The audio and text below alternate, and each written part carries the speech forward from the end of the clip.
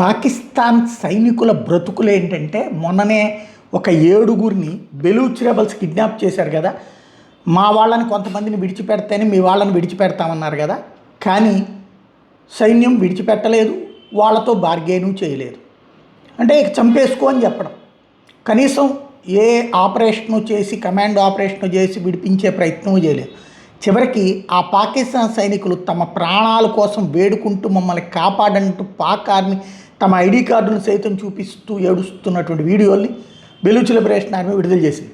Pak army martial Asim Munir బెలూచోదులతో మాట్లాడి సంధి కుదుర్చుకుని వారి విడుదలకు ప్రయత్నించాల్సింది పోయి వాళ్ళు మా సైనికులు కాదని వాళ్ళ చావు కాళ్ళు వదిలేయడం, సైనికుల ఏడుపు చూసి అసీం మునీర్ కరగలేదు అంటూ చివరికి బెలూచ్ రెబల్స్ ఆ విషయాన్ని అధికారికంగా చెప్తూ డబ్బు అధికారం గురించి శ్రద్ధ వహించే అతను ఇలాంటి వ్యక్తులే ఈ పాకిస్తాన్కి శాపం అంటూ ఒక స్టేట్మెంట్ ఇవ్వడం అన్నటువంటిది పాకిస్తాన్ పరిస్థితికి అర్థం పడుతుంది.